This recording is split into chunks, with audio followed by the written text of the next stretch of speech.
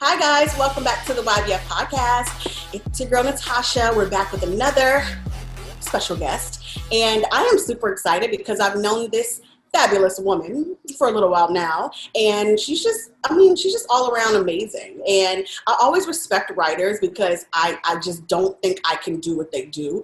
Yes, I'm a writer on day to day, but Auntie, when you write books, it's a whole different story.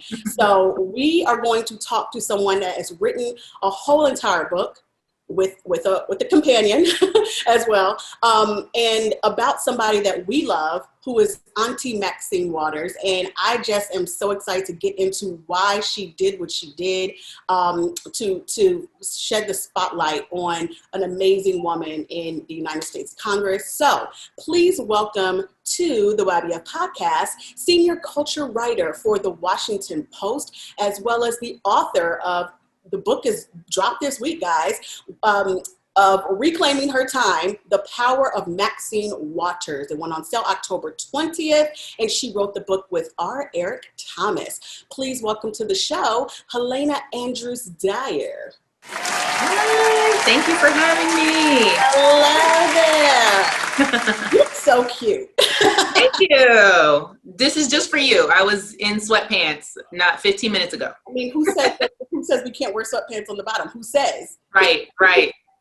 For everybody that thinks that writers and journalists just are not cute and just make them at all times, like Helena is shutting that all the way up. So Thank you. When did we first meet? I feel like it was like around the time when I kind of started the site is when we talked on like email or something the first time. Probably. It was probably around my first book. So the first book I wrote was called Bitches the New Black. Yes. And that came out in 2010, but I started writing it in, I think, 2000 and the end of 2007, 2008. So I was in DC and you were in DC at the time. Yep. Mm-hmm. And we have mutual friends, and it was just, the hustle, young, Black, gifted Washington, everybody knew each other. It was such an amazing time. And I'm sure there's a whole, new set of folks doing that now. I'm old, married, kid, all that stuff. But, whatever. We were out, dream, 1223. No, not dream. Listen, you have brought back a memory or two when it was love. If y'all are from the DC area, y'all already know what we're talking about. That was like, you could not tell me I wasn't Beyonce in the Crazy in Love video every time I was on the rooftop at Dream, okay? Yes. I love it. And now she's, killing it. Like at the Washington Post. I just have like really fabulous friends that I know, and I love that. By the way, what is it like right now? Because I know that you all are working from home, and you were telling me before this started that you all are going to be at home for the next year. There is so much news day in and day out. I don't care what beat you write on. If you write on pop culture, if you write on actual news, if you write on White House, even fashion, it's just nonstop these days. So like, How are you going to deal with all of this? Absolutely. The great thing about the Post is that we, our leadership, our brass, March 9th, we're like, hey guys, this is serious. You all need to go home. See you in a couple weeks, right? We'll see you at the end of April, maybe. If that's like the longest time. It was funny. I had just gotten back to work after maternity leave, after I had my second daughter. I got into the office that Monday. Tuesday afternoon, they're like, yeah, y'all got to get out of here. So I had been home for a very long time because I was home for 6 months during my maternity leave. And I actually wrote Reclaiming Her Time with Eric during my maternity leave. So, you get back to work, immediately they're like, this is serious. Right. Your health is our biggest concern. Go home. We'll figure it out. And we all thought, like everyone else, that it would be temporary. We'd be back at work 6-8 weeks tops. And now we're going on month 8, 9, and we're just doing it. Like the news is coming from our perspective, and I think from our readers' perspective, the quality of our journalism, the quality of our reporting, everything has been top notch. Yeah, sure. That's why I hates y'all. Right. I mean, we're still working very hard, but at the same time, you know, I'm a person who has to deal with all the mental health stresses of COVID. Obviously, you know, this huge reckoning our country is coming to when it comes to race and policing and Black bodies. So, you know, journalists are people. We're struggling with that too. But at the same time, you know, so often what the advice for COVID and during this time is like, you know, turn off the news or, you know, take a break. We can't take a break. We're covering the news on a regular basis. Even as you say, it's just, I'm part of the pop culture team. Even if it's just pop culture, you know, pop culture reflects what's going on in the world. Everything, yeah. Right. That's why it's so important what you do. Seeing ourselves and the stories that we tell. This is the stuff I cover, the stories we tell about ourselves, Black and brown people. So it's been tough. Obviously, it's been really hard. For a long time, our kids were home, which made it even more difficult. I have a 3-year-old and a 1-year-old. It was insane. But we're doing it. We're making it through. Shockingly, my husband and I haven't killed each other. He's upstairs working in the office. I'm in the living room doing this, and we're just, you know, we're just doing it. But we've gotten, I think, as journalists, we realize that this is such an unprecedented time. And this is why you become a journalist. This is why you become a writer, to be a part of history. And this is history. This is history in the making, you know. 5 years from now, you know, hopefully, fingers crossed, when this is all so far behind us, we can say we lived through that and we did it and we survived it. And we helped tell the stories that define this moment. So keeping that in my mind and knowing that, you know, the work we do is really important. And yeah, a glass of red wine, girl. I mean, it's so funny. Like, I'm so exhausted every night that I like my red wine chilled. So I put it in the fridge, right? And I forget, I fall asleep by the time it's time to take it out. Like, this is how crazy life has been. So I haven't even had my wine in weeks. But you're right. That's all we can do. All you can do is whatever is self-care for you. And thankfully, you have a partner to do this with. What does he do, by the way? He owns his own IT firm. So he is in IT. Right, exactly. So right now he's got, you know, all of his clients working from home. That was a rush for him, getting all of them where they needed to be. But it's awesome because I also have in-house IT help. I can't figure my Zoom out, you know, and I can't figure out what I'm supposed to be doing. He's can hopefully help me when he can. But I always say you better marry somebody with a benefit to you. There you go. Yes. Yes. And you are doing it. I mean, you're literally a senior position at one of the largest news publications in our country, as well as a mom and a wife. And you have written an entire book. Like, I don't understand. I've been trying to write a book for probably 15 years. And when I say trying, I mean, even just wrapping my head around it. Write it, do it. I'm still just like, girl, But you're right. It has to happen. If you can do it, I have to make this happen, but whatever. That's a different story for a different time. So let's talk about what Reclaiming Her Time is about. Why did you, I want to say, why did you choose Maxine Waters to do this about, but it's Maxine Waters, like, duh. But really, why her and why now? I think there were a couple of things, like just behind the scenes, our publisher. So I wrote the book along with our Eric Thomas, who is a columnist for Elle magazine. And our publishers, HarperCollins, Day Street Books, specifically under the HarperCollins umbrella, they had also published the book Notorious RBG. Right. I was going to say Notorious B.I.G. Notorious RBG, right? Which is a very similar book, but about Ruth Bader Ginsburg, right? And that book did incredibly well. Just, you know, a celebration, biography, history lesson, and it did well. And just behind the scenes at Day Street, completely unbeknownst to Eric and I, they were having these conversations like, we want another book like that. We want it about Maxine Waters, right? And they knew because she was having one of her many moments, right? She's been in the public eye for over 4 decades. And she's had moment after moment after moment, right? But one of her many moments, of course, was the famous Reclaiming My Time moment when she was in that conference with the Treasury Secretary. So they wanted that book, and they had reached out to our agents to ask if we would be interested as a team. One, because I was a journalist, I worked for the Washington Post, so I could do some of the reporting and research behind the book. And Eric, because Eric is just hilarious, and he has such an amazing voice, and he had written a lot of columns for Elle, which I'm sure all your readers have read, about the Auntie Maxine meme. You know, you will never in your life come from Maxine Waters, like those types of titles in Elle magazine. So he was making this space at Elle for a woman like Maxine. And it was just getting so much buzz. And so the two of us just got together. We had never even met before, and got together and we're like, you know what, let's do this. Let's think about what the book would be about, how will we split it up, who would write what. You know, I was very particularly interested in is, well, what we're both interested in is Maxine the woman, beyond the meme, right? This is a whole person.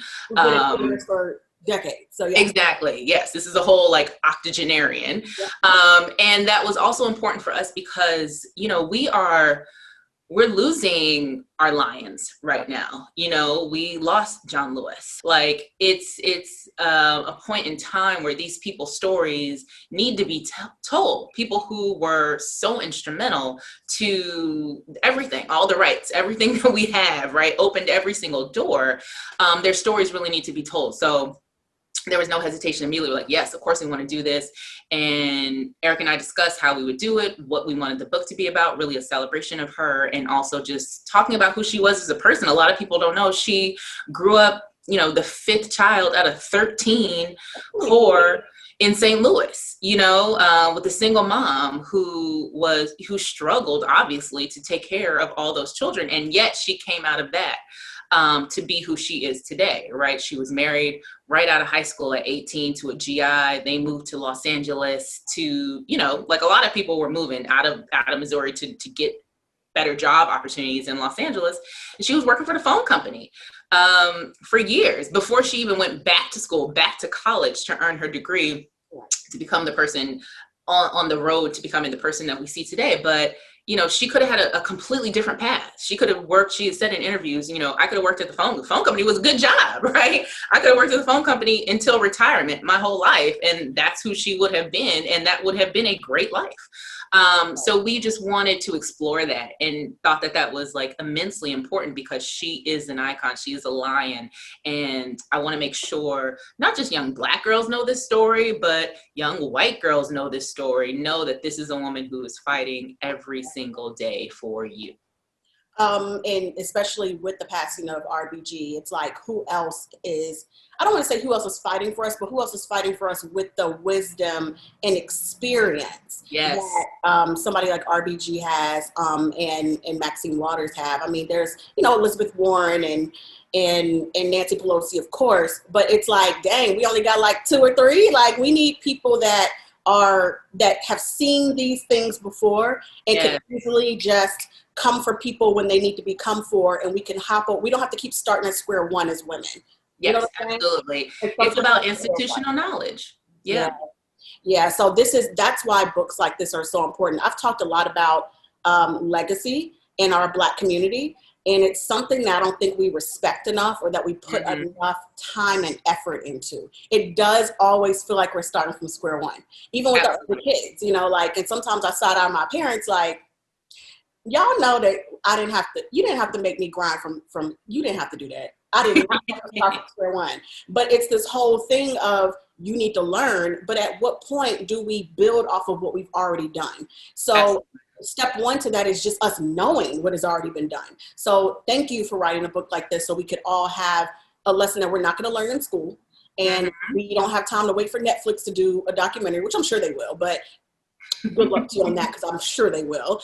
You know, just like they did with RBG or whoever did it. You know, so this is necessary. So thank you. So when was the last time you had to reclaim your time? Ooh, the last time I had to reclaim my time, that is a good question, because I do not have a lot of time these days. I mean, for me, most recently, and this is just a small example, most recently I've written, I think I had done some Emmys coverage as part of our team, just like real quick, this person won this person won that, blah, blah, blah. And the next morning it was until, because you know, if you were watching, I think the Emmys went until maybe midnight, but then we were still writing till about 1, and I was spent. I mean, completely done the next morning. And I had gotten a request to do like a quick TV hit, like something really quick.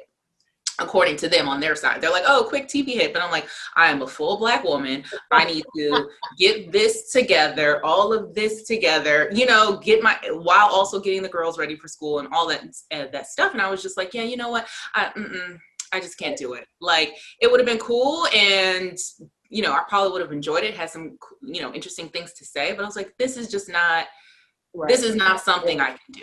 I do not have the fuel in the tank to do this right now. And I think realize that that's a part of self-care. You know, saying no is a part of self-care. So good for you. Absolutely. They turn the stuff down. But the difference between me and you is I try to justify and I like feel bad and I try to make excuses, but you're just like, no. Yeah. No.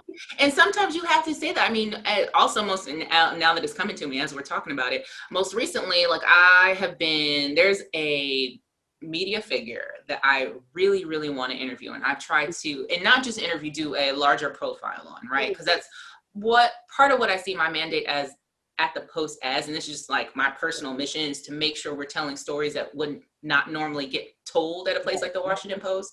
Right.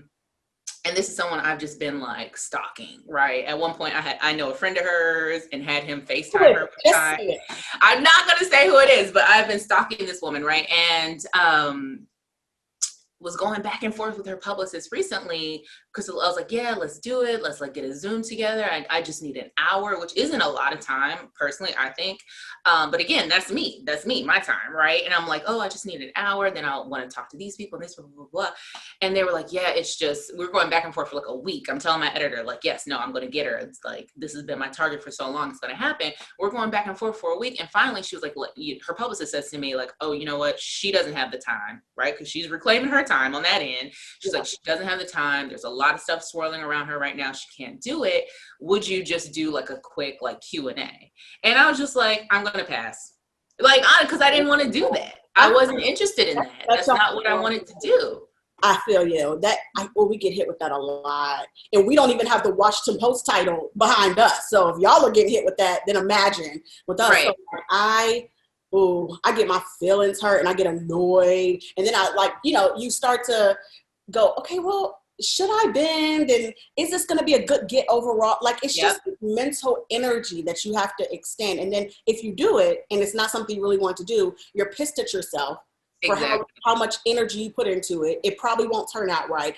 Her people are going to be mad. You're going to be mad. Oh, child, it's just a lot. So, sometimes you got to say no. I get it. And you're just like, you know what, this wasn't something that was going to work for me. And honestly, not to be like flexing, but I'm 40 years old. I've been in this business 20 years. Like there are certain things that I do want to do a quick Q&A. I recently did a quick Q&A with Jamie Chung, who plays Gia in Lovecraft Country, just because I thought I don't know if you're watching Lovecraft, but her episode, which was based in Korea during the Korean War, the Korean War, was so amazing. I was like, I just want anything, because I know she doesn't have a lot of things out there. And I was like, I want to just talk to you about this, and let's, talk woman to woman about this. So that was a quick Q&A. Like, I do them. It's not like I cannot do Q&As. I'm not above it. But if I know that a Q&A isn't really going to add to the conversation, all the content that's already out there, then like, no, I'm not going to do it. And why would you want it done? So I was just like, I'm going to pass on this, and literally didn't explain anything else in the email. I was like, thank you for circling back. I'm going to pass on this. And that was that. And afterwards I felt like, should I have explained more? Should I? And I was like, no. No is a full sentence, and we have to be okay with that. Yes. Look at you inspiring us today. All right. So you also are a member of Delta Sigma Theta Sorority Incorporated. My soror, yes, I love it. I feel like that might be originally how we met. I'm not 100% sure. Or maybe it might have been that in common. It might have been. It's been forever. So you work at the Washington Post, and still, to me, journalism is still It is still very male driven to me. Maybe not necessarily all the beats and stuff like that. Like maybe not the fashion beat, maybe not the pop culture beat. Even though most pop culture editors I know are men now. Think about it. But it seems to me like most industries, men do tend to drive what is required, what is asked, and what the standards are. They set everything, it feels like. So clearly you've been in meetings where you probably acted or made those same faces that Kamala Harris made at the VP bid. Like knowing you know more than them, or they're just sounding stupid, or they're trying to mansplain to you, or whatever. And so you're already in a position of power, just in your position, as well as you just being a member of Delta Sigma Theta Sorority Incorporated. So I know what you've had to go through since college, and also even after college. So how do you, I don't want to say how do you tame your feelings and your faces, but how do you manage the foolishness when you know what you bring to the table? Listen, I will say I do not manage my faces. I don't. Okay. I am bad at that. I am honestly bad at that. And one thing that I learned, honestly, writing this book and researching Maxine Waters, and I think what is so amazing about her and something that I try to keep in mind always is that she brings her full Maxine self to everything, right? Yeah. There is no point, and that is why I think she, the Reclaiming My Time moment went so viral, even though that's common phraseology on the Hill. People say reclaiming my time all the time. It is part of a rule of conduct. If you get your 5 minutes, if somebody interrupts you, then they have taken some time away from you and you get to reclaim it so you can keep talking and make your point, right? People say it all the time, but I think part of her saying it in that meeting and the way she said it, she does not shrink for people. She does not, zip herself up or act small or act in a way that makes someone else comfortable. That is not something she ever worries about. She just brings her full self. And I think I am very much the same way. And I think part of that is because when I came to journalism, I came to the business pretty traditionally, like interns. My first internship out of Columbia University was at Oprah Magazine. And then I went and got my master's from Northwestern. Then I was at the New York Times. So I came to it pretty traditionally. But then I stopped completely and was just a freelancer for 5 years working for myself, essentially. And so that gave me a lot of just like, well, this is me. Like, this is my business. Like I am bringing myself. I'm the, I don't want to say the product, but my brain, my talent, my voice, that's what people want. So why would I change that in any respect? Now you're professional. Like I'm always professional. We always have to be professional, but at the same time, I'm just going to bring my full self. And people at the post know that about me. I think easily my first year or two there, it was definitely like rocks against rocks sometimes because I had worked for myself for so long. I had been a freelancer for so long. So even meetings, I would sit in meetings like, this could have been an email. Like, I get it. Why are we here? Like, you know what I mean? Like that would just drive me nuts. So like office culture, I had to relearn and get used to again. But people know at the Post, they're like, oh, Helena, like don't come at her with some craziness. You know what I mean? And one of my very good friends at the Post, Krista Thompson, who was an editor in style and is now the managing editor of diversity and inclusion at the Washington Post, Black woman. She's an AKA. We will forgive her for that. Okay, but people make, I don't want to say mistakes, but everybody makes their own choices. But I love her to death, and she's incredible. Black woman who is, one of the top 5 editors now at the Washington Post. And Krista had said to me before, the one thing that she admired about me, she was like, you use your time. You use your time. If there's something that you don't think, and it's not just like, oh, I don't feel like doing it. It's literally something I don't think my voice or my talent will lend anything extra to it. So I'm not going to, waste the time doing it when I could be doing something else that's really going to elevate my writing, the Post, all those things. And there's things I just say no to, or things I say, you know what, let's do it this way.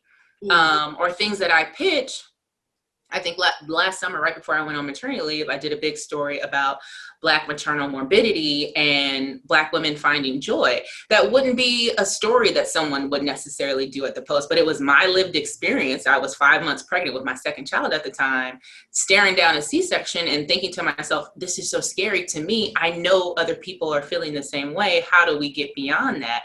And I pitched it as a huge thing. I was like, let's do a series and we can do TV and blah, blah, blah, blah, blah. And I never thought to myself like, oh, they're not going to go for this, or, oh, this isn't the readership of the Washington Post, so I'm not even going to pitch it. I emailed all the editors and I was like, let's have a meeting and let's discuss this, because I think this should be in the Washington Post. And it was, and again, that's just like bringing my full self all the time. Right. What an amazing article, by the way. Thank you. What have you, because people may not know you from Washington Post, but like, I know that you've written like cover stories for magazines too. I actually haven't written a cover in or like no. I feel like I was reading something at some point like, oh, looky. You may have. I mean, when I was a freelancer, I pitched everything. And there was a time when I was doing a couple things for Essence. It was an Essence story. Perhaps it was an Essence story. There was a time when I think I did a couple things for Marie Claire. Yeah. I was like really on, before I got to the Post, I got to the Post in 2013. Okay. Yeah, because it's been about 7 years. Before I got to the Post, I was on the trajectory of just doing magazine stuff. Like one of the people that I loved in journalism when I first started in the business was Lola Ogunaki. Love Lola, yes.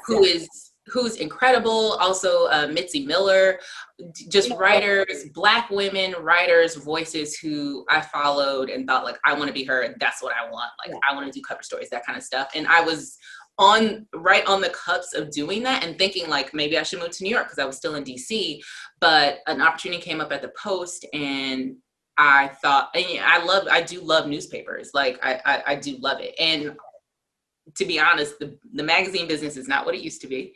You can see that happening now, unfortunately, at Essence. Yeah. So I think I made the right choice, but yeah, it's most of my stuff over the past 7 years has exclusively been at the Post.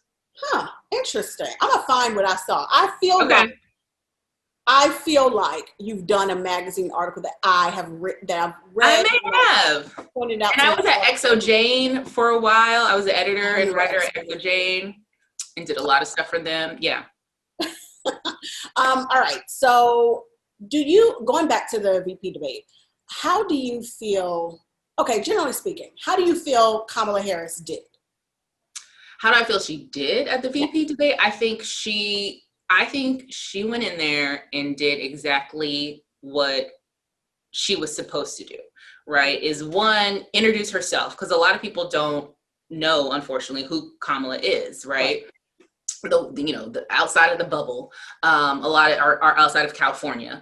A lot of people don't know who she is, even though she ran a whole presidential campaign as the only woman of color. But I think she introduced herself, and not only introducing her story when she talked about her mother and her work as AG of California, introduced herself and her personality, right? And made it very clear, like, I don't take a lot of BS. Right. But I am a straight shooter and a straight talker. I know the facts and I don't shrink.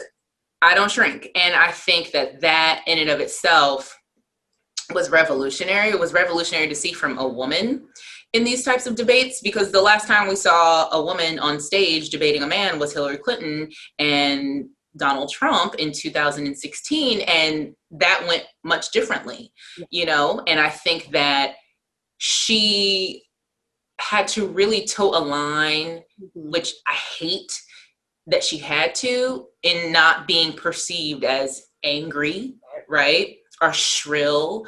All the things that they say about women of color specifically. And I think she did that really expertly. It was, I think, an incredible performance, especially given that she was constantly being dinged for her time. And talked over, and CNN did a poll and said that they essentially got equal time, which I personally was surprised by, because when I watched it, I was like, why is she getting dinged for time and talked over so often, when it seems like Vice President Pence gets to finish a whole sentence and then it's like, your time. And cut into her time, which she did reclaim at the end. I think that helped her, because Yeah. a lot of times at the end, after he cut in for a good minute or two, she's like, but he had my time. He cut in, or I want his equal time. She Yes. kept saying that. So maybe that's why she ended up getting I on. think so. Did Yeah. advocate for herself. Moderator. Yes. She did have to advocate for herself a lot. And I think that, I mean, personally, it's what institutional bias and oppression and all those things look like, even if you have, and I mean, and Susan Page is a professional. You know, Susan Page is a respected journalist. She's the Washington bureau chief of USA Today. But even with all that, and her moderating a woman of color, I still feel as if Kamala got dinged a little bit more often. And that, I think, is just what we all get conditioned to thinking, oh, okay, well, she needs to stop, but let me apologize to Vice President Pence. I'm sorry, I have to cut you off. Don't be sorry. Right. You had your time. We all agreed to the rules. You had your time. Stop talking. But you know that people still criticized her, because I mean, they wanted to anyway. And I know that these are the people that you're never going to change their mind. They're never going to, they were never up for grabs to begin with, but it still just shows you. And I wish that people would kind of pay attention to that, because as much as you toe the line, as much as you pull back, as much as you could be Mother Teresa when it comes to towing the line, they will still go to the ends of the earth to find a way to knock you down a notch. Yes. And Megyn Kelly, even, who, you know, she irks my nerves, but her of all people came on Twitter talking about, well, you should just take it like a woman. Like, what are you talking about? And what does that mean? Well, she was saying, because a few other like ABC journalists chimed in, like, take it like a woman. What does that mean? And she's basically saying, well, just because somebody cuts in, or just because you need to stop making faces and stop making it a big deal. Take it like a woman. And I wanted to say something real, like retweet that and like say something real crazy. Like, wasn't there a whole entire movie about what you were taking? What if we told you the same thing, ma'am? But it's like, no matter what, even with a smile on her face, they were saying that she's making faces and that she's being frivolous. Someone else called her a valley girl. And it's just like, a valley girl. They both have a law degree, but she's the only one, like she said, that has tried cases on that stage. And exactly. Like, what are we talking about? So people, toe the line if you want, but I say take a page out of Maxine Waters' book and be like, F the line, I don't care. So what could Kamala learn from this book? I mean, one of the things that I learned about Maxine Waters that I did not know is, which I find just hilarious and also just so bold, is that when a meeting is going on, she's done this several times in her career. When a meeting is going on that she thinks she should be at, right? If there is a table full of men, let's be clear, sitting around discussing an issue that she is the subject matter expert on, oh, she's going to that meeting. She's showing up at that meeting. She don't care if she wasn't invited. She didn't get the email, you know, like what it used to say. I think it was the first episode, the first series of Insecure. Insecure, where she was like, they have a secret white people meeting, secret white people emails, right? You know, she doesn't let that stop her. She's not gonna sit and complain about it. Well, I should have been at that meeting. Oh, she'll knock, knock. Hi, it's Maxine. You forgot. It must have gotten lost, but I'm going to sit down here and say what I need to say, because I know what you're talking about. You're not going to sit and talk about, you know, reconstruction efforts in Los Angeles after the riots in my district that was decimated by the riots, but you didn't think to call me? Oh, I'll show up. And I think that too often, women in general, and I wouldn't say this about Senator Harris, because I'm sure she doesn't let this happen either, but anyone, you know, people are talking about something that you know more about, but then they didn't invite you, or don't wait to be invited. Do not wait to be invited, because you know what? Men don't. They don't wait to be invited. They show up and they might not even know what the heck they're talking about. Right. But they were like, there's power in that room. I want to be in that room. I want to be close to it. So I'm going to show up, and we need to do the same. We need to do the exact same. And that is what Maxine Waters has done several times in her career, is to make sure that people know that. And it's not just any old meeting. It's meetings where she's like, I know something about this. Yeah. You should be asking me for my expertise. Right. I'm the one who's on the ground. I know what's going on. I should be at this meeting. And so I think for me, you know, in my own job, my own life, all those things, it's like, if I know something about something and I know I can add to the conversation, I'm gonna raise my hand. Yeah. I might not raise it. I might just start talking, because you know what, that's what men do. So. Well, on the flip side of that, how do you feel about, not how do you feel about, what do you think that people that do kind of say F the line, what could they learn from this? And by people, I mean AOC, Ayanna Pressley. There's a few members of Congress who just came in guns a-blazing, and me personally, I'm all for it. I understand the balance, though, and this is why I say that legacy is important, and passing down what they have learned to us, so we know when to stop, sidestep, and we know when not to. But Nancy Pelosi, Speaker Pelosi, plays a certain type of game, but she's just as ruthless and is just as powerful with her words and her strategy as someone who's loud and going off. But people don't like it all the time when people like AOC really just say whatever the hell they want, articulate, and she's being very clear about what it is, and we all agree, but it's the way it happens that you're just like, oh girl. And there was maybe some, maybe some friction between her and Speaker Pelosi at first. I don't know how Maxine Waters feels about them. Is there something that can be learned from people who do come in guns a-blazing from Maxine Waters? I think she's definitely someone who has done that. I think if you talk to people who are on the opposite side of an issue for her, they will say, like, yeah, you don't want to cross Maxine Waters because she will torch you, and she has. But at the same time, I think her colleagues across the aisle respect her. They absolutely respect her, because what she brings is a passion to the issues that she finds important, right? And the issues that her constituents find important. I think for someone who's coming into any office, right, whether it's, the marbled halls of Congress or whatever, you want to be like the idea of like, let's just burn it all down. Well, then what are we supposed to do with the ashes? Like it's we have to work off of something to build on. And some people don't believe that. And that cheers to you, good luck to you. I think actually Speaker Pelosi might've said that in her interview years ago.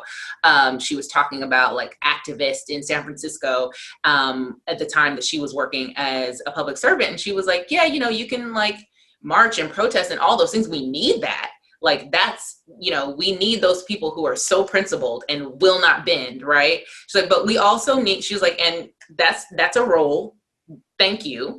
Get the issues out there. That is a thing, but we also need the people. And it doesn't, this is bipartisan wherever you are on the issue. We need the people who are then going to go in that room, close the door, sit down and do the work of hashing it out. Right.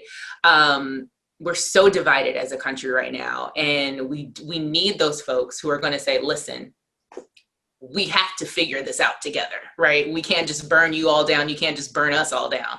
Like we have to figure this out together. And I think that is one thing that Congresswoman Waters has done. It might not always look like it, right? When she's at a conference and she's just like, the FBI director has no credibility, goodbye. And just like throws the whole conference in the trash, as Eric would say. But I am sure that 15 minutes later, she probably picked up the phone and talked to somebody, right? And tried to hash something out.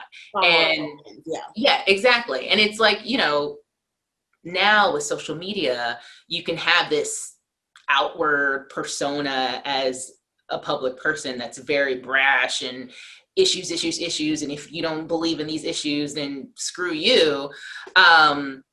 but that doesn't necessarily work in the meeting place, right? That doesn't work at work. So I think that Congresswoman Waters, if she were giving advice to anybody coming in, it would be, be loud, be angry. She said several times, I have a right to my anger. It's earned.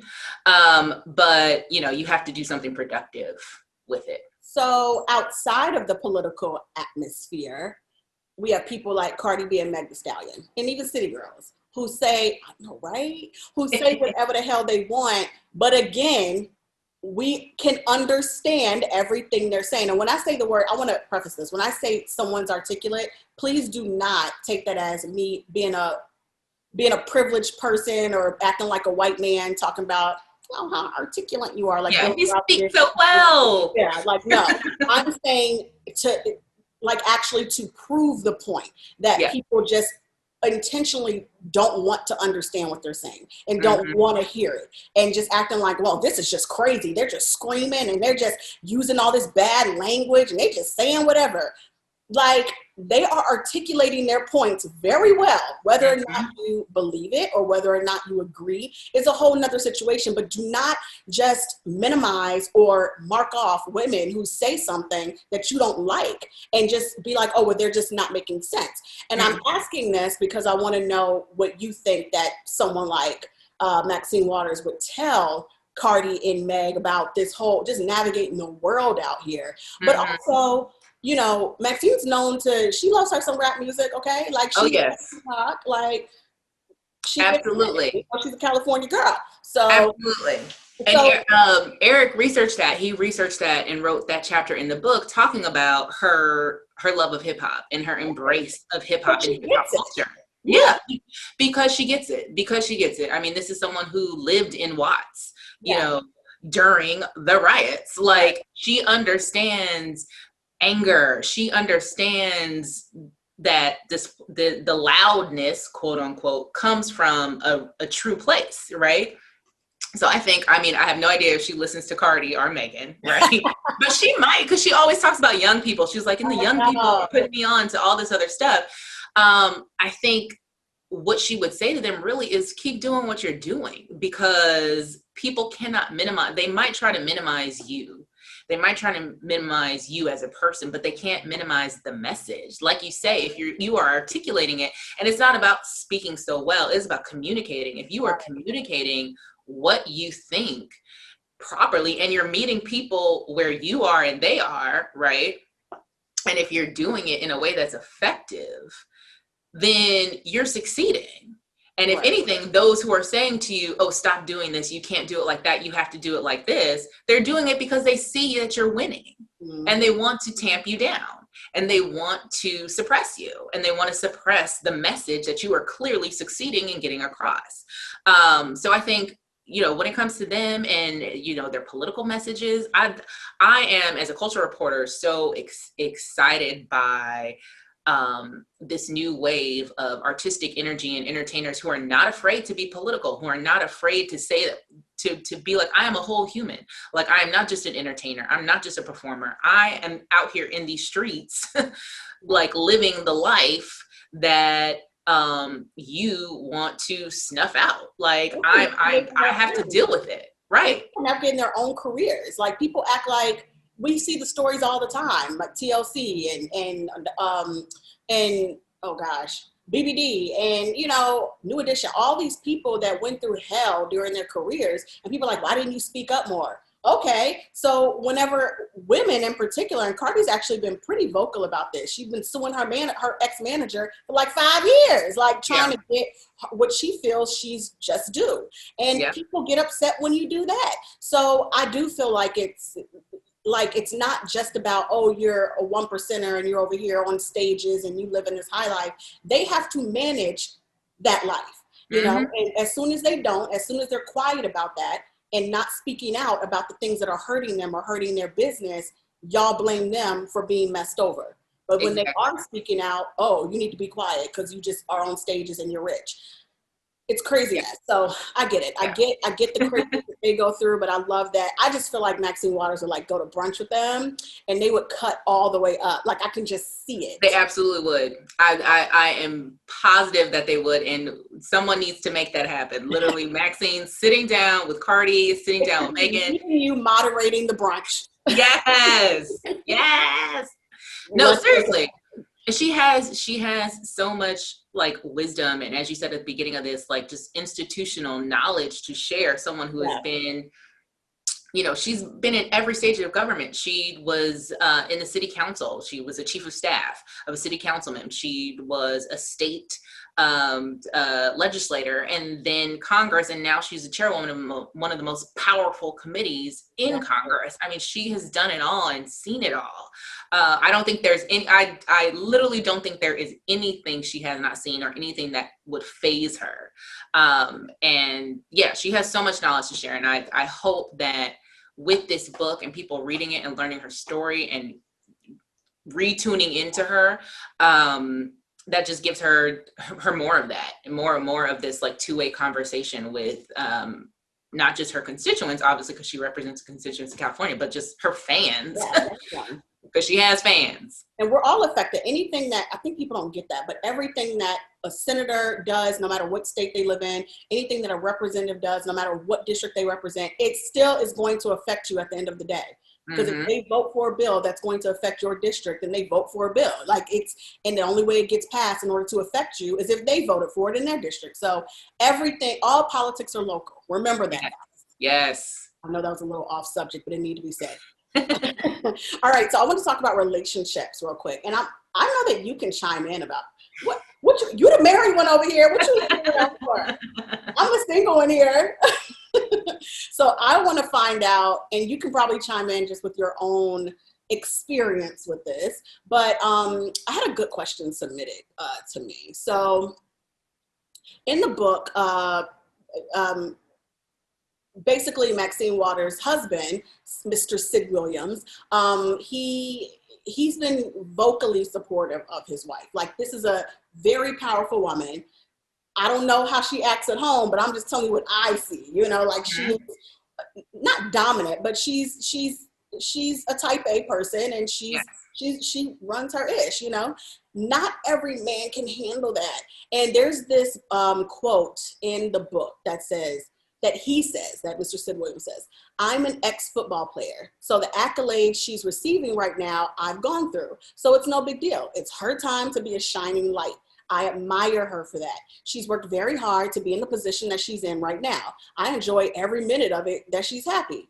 I don't remember the last time I heard a man say this. Like, yes.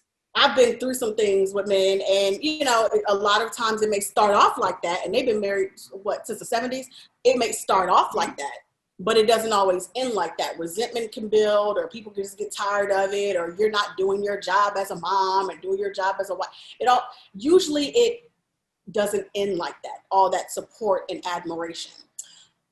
What do you think, like, have you seen that often? Or, like, how do you think that this, I know it's genuine, but, like, how does it help her? And how does it help other people if they have relationships like that? I think there is a phrase, right, behind every, you know, powerful man, or every good man is a good woman, right? But literally behind most powerful women is a man who is completely enamored with and supportive of that power, right? And wants her to have that. We saw the exact same thing with Justice Ginsburg and her husband, Marty Ginsburg, right? And this, and again, when it comes to Congresswoman Waters and her husband, you know, they're from a different time. Yeah. Like these are people who, you know, were born in the 30s, like, from a completely different time to where a woman wasn't supposed to get that, right? Justice Ginsburg wasn't supposed to ever be a lawyer. Like, what did she push her to right? go? And her husband was like, no. You, if anything, I feel like he would always say she was the smart one, right? Like, you go out there and get it, and I'm here to support you and not diminish you, right? And to let you shine. I'm going to talk about Lovecraft Country again, because obviously I'm a culture critic, but there was that great episode with Hippolyta, and she's talking to her husband. I don't want to give a bunch away for those who might not have seen this episode, but she's talking to her husband, and she says to him, you let me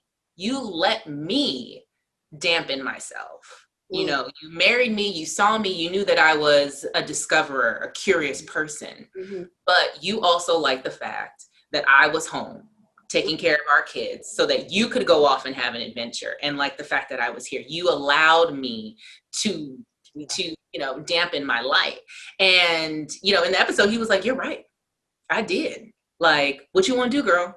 And basically, and it goes off and they have all these adventures, but it does take someone, a partner, whether in a heteronormative relationship or not, it takes a partner to say to you, don't dampen your light, because it is very easy for women to do that, right? Because we still bear the brunt of so much of the stuff, right? If you want kids, you will most likely have to do a lot of that kind of stuff. It's just like so much of it comes down on us, and we're seeing that in COVID. Like there are women who quit their jobs because they're like, I can't do all this at once with no childcare, right? We're in a society that just doesn't support women in that way. So you need a partner who's like, no. I'm not going to let you do that. Right. I'm going to support you. And I think when it comes to Sydney, and again, and it's very similar to the Ginsburgs, is that he had done his thing. He was equally as bright. He had done his thing. He'd been in the NFL. He'd won accolades. He was a successful businessman. He was a luxury.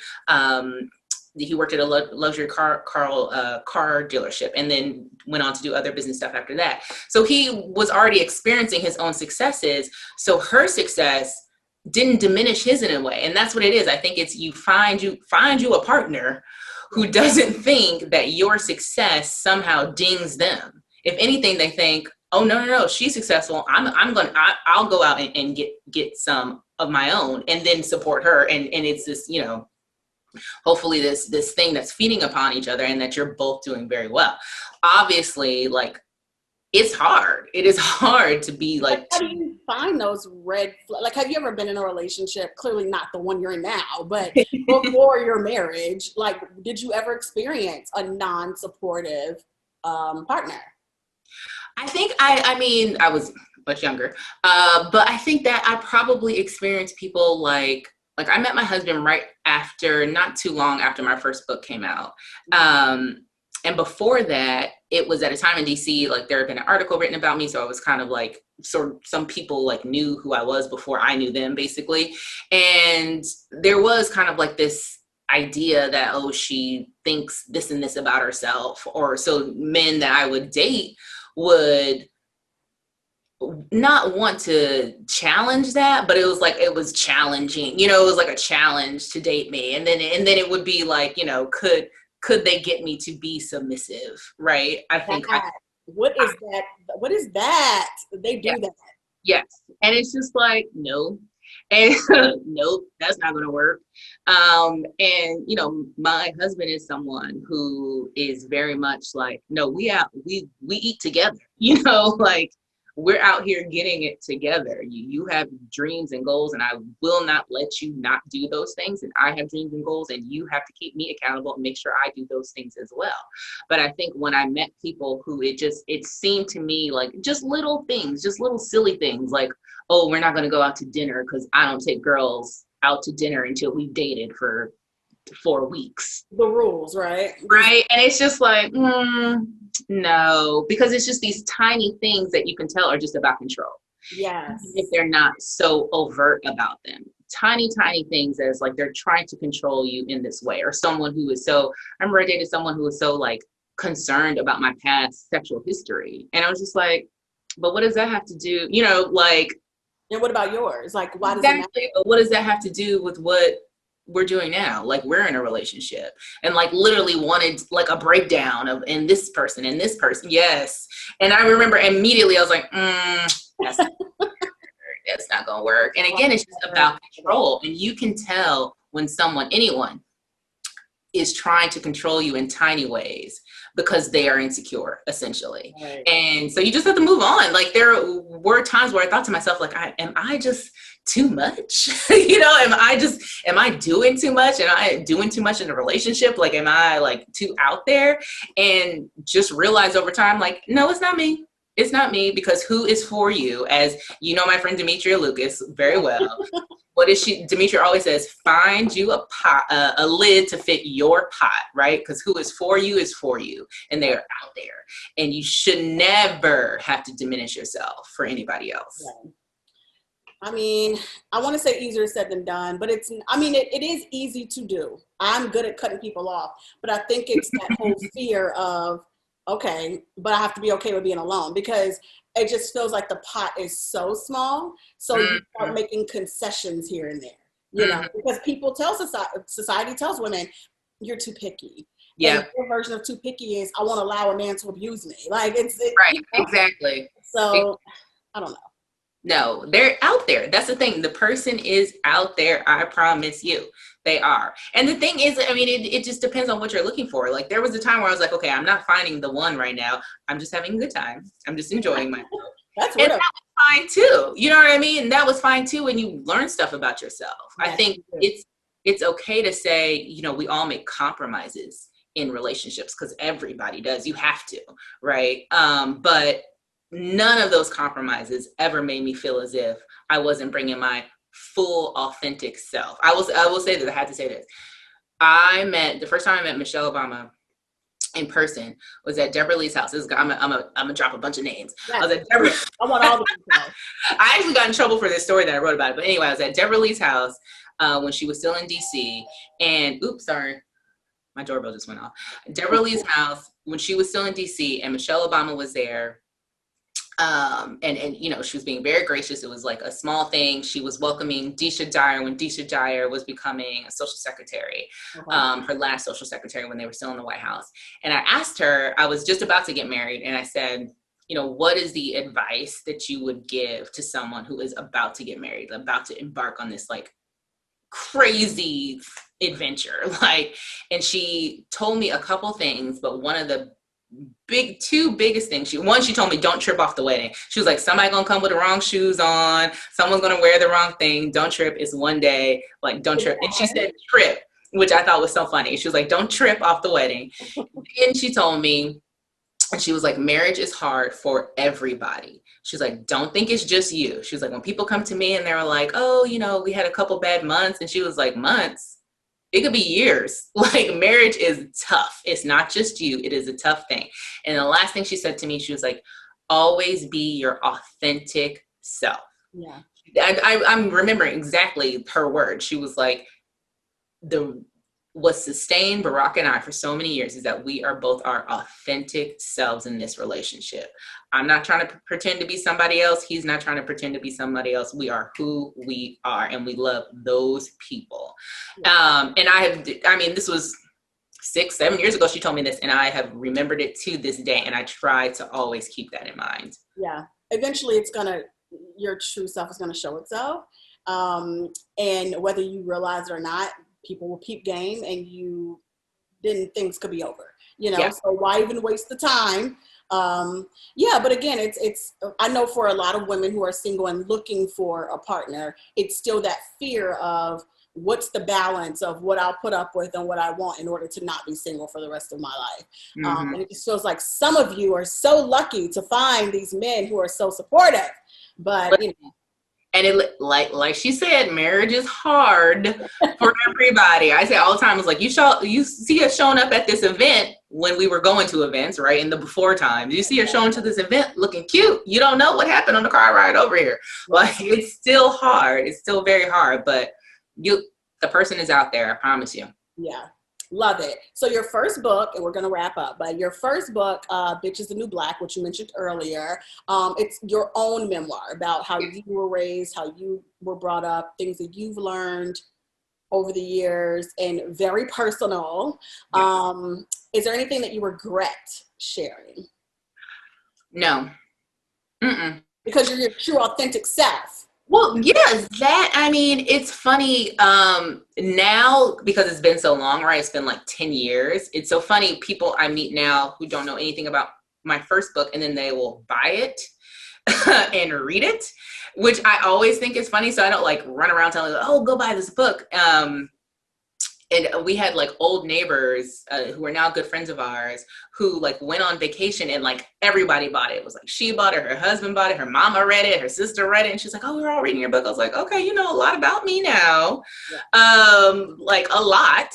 But I think that, I mean, when I was writing it, I thought that if I just came, again, talk about authenticity, if I can say the word authenticity, talking about coming from that place and also telling stories that I know just weren't out there and weren't being told, right? Like telling the story of like, I have a single mother who's a lesbian and we were homeless at times. And, you know, telling the story about the fact that I had an abortion when I was in college as a sophomore, talking about, you know, my first terrible work experience where I was the only Black woman in that situation. Like, all of these things could, you know, quote unquote, come back to bite you at some point. But I think that all of that made me who I was. And it was so important to me that someone be able to pick up the book and in any of the stories, I think there's 16 chapters, I can't remember now, 16 chapters, in any of those see themselves.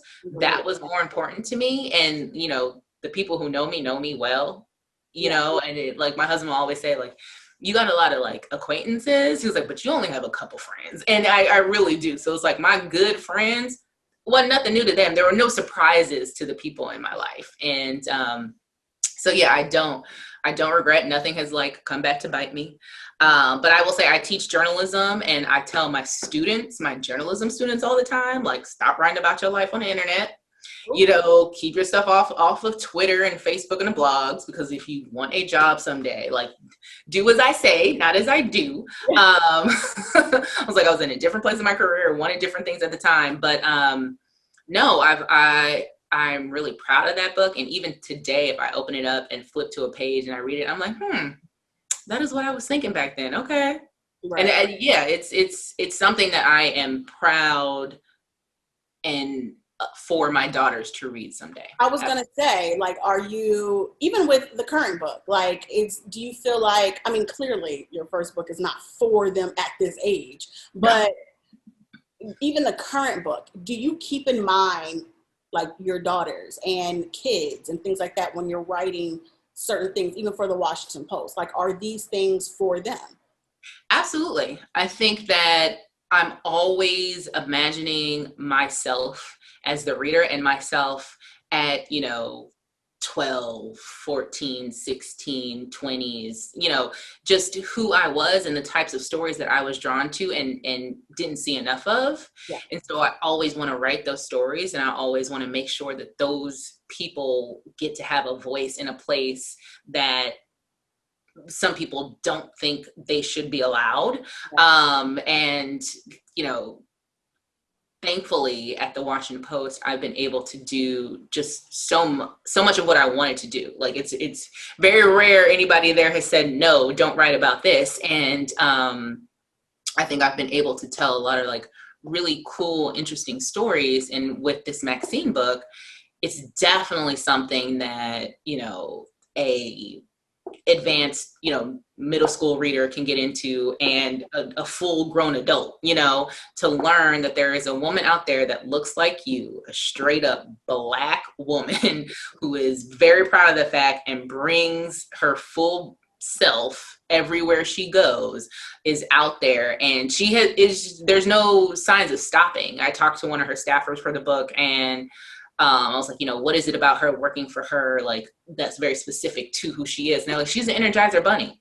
She is go, go, go. She's up at 5 sending emails. Like, they're like, there are 20-year-olds who cannot keep up with this woman on the hill. Yeah. Love it. So is there anything that you want to leave our listeners and watchers and readers and everybody, anything you want to leave us with? I would say, one, buy the book. On sale October 20th, where all fine books are sold. And that it makes a great read at a time that is not so great, right? Where we need a little hope and need to, you know, sort of refuel our trust in government. and in our public servants and our politicians. And I think reading about a public servant like Maxine Waters, who's just been on the grind from day one, will hopefully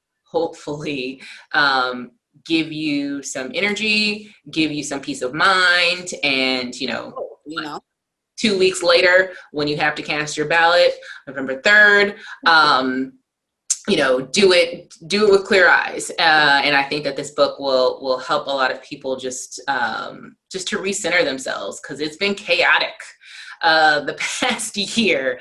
And I think that Maxine has been a constant, and she is a centering force.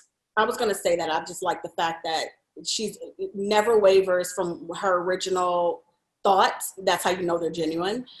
She's not playing politics. I don't care how you want to label it. She's just not. She's saying what she really feels and sticking to it. So that's something that I can appreciate during this time, where it feels like everybody is just flip-flopping all day, every day. Nothing's real. But her, she's like, I'm still mad, I'm still annoyed, and I'm still not here for his crazy ass. So absolutely. I love that, and I respect that. And I also want to let people know, like, the book's tone is very conversational. So don't feel like it's like a formal biography of sorts, Yeah, not a political book. Yeah. Not a political book. It's very conversational. Like, Eric is hilarious. It's very approachable, and it's just like reading the story, the highlights of this woman's life. Yeah. Yeah. And it's also a good Christmas present. I mean, it's about that time. There you go. Yes. Yeah. Oh, by the way, you were saying how Maxine Waters, like, loves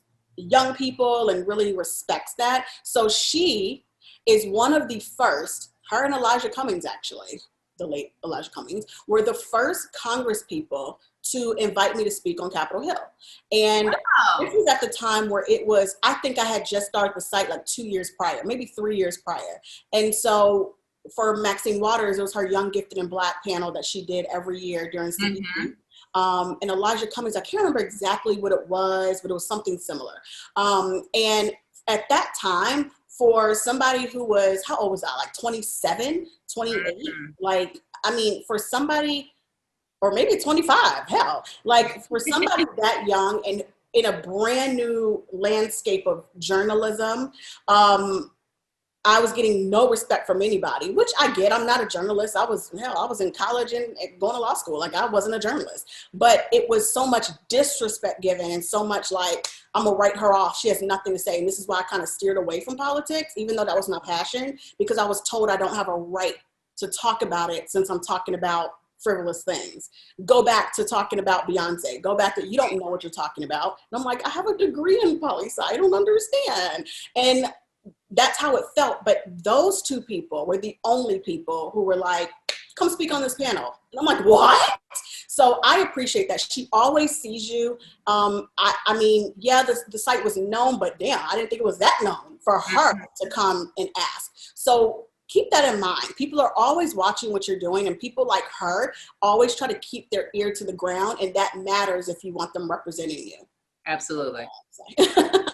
Absolutely. So thank you so much. Thank you for writing this book. Thank you for doing this chit chat. Of course. And thanks for just being an all around fab chick. Thank you for having me. This was so fun. This is awesome. And I just want to say the work that you do, I have loved it from the start. No, you were out here covering people, covering celebrities, covering A-listers who weren't considered A-list to other people, right?